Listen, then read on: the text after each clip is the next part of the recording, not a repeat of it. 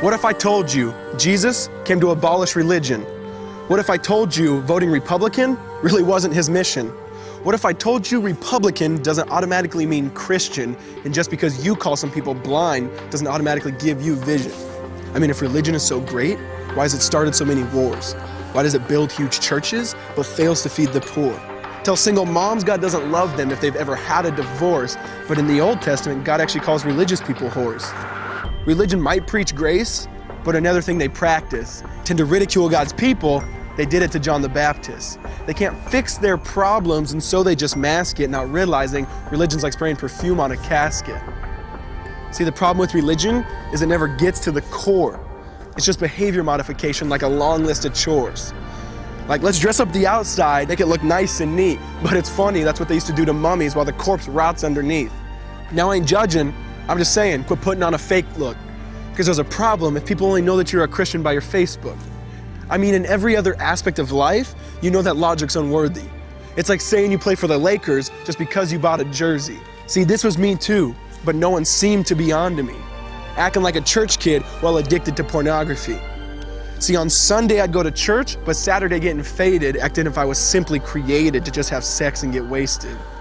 See, I spent my whole life building this facade of neatness, but now that I know Jesus, I boast in my weakness.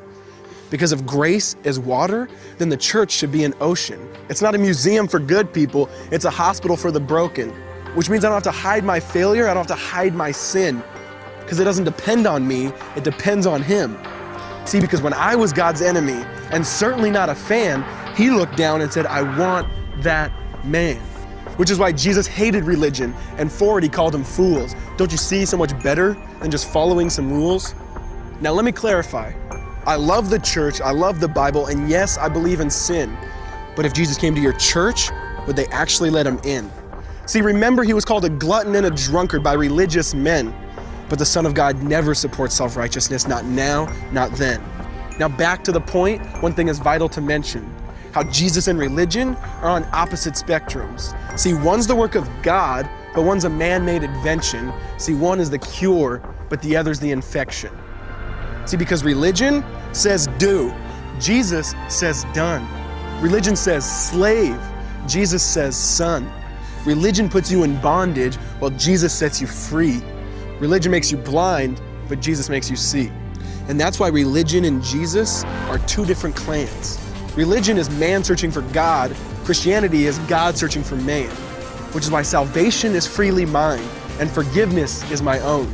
Not based on my merits, but Jesus' obedience alone. Because He took the crown of thorns and the blood dripped down His face. He took what we all deserved. I guess that's why you call it grace. And while being murdered, He yelled, Father, forgive them. They know not what they do.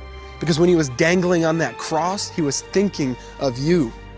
And He absorbed all your sin and He buried it in the tomb, which is why I'm kneeling at the cross saying, come on, there's room. So for religion, no, I hate it.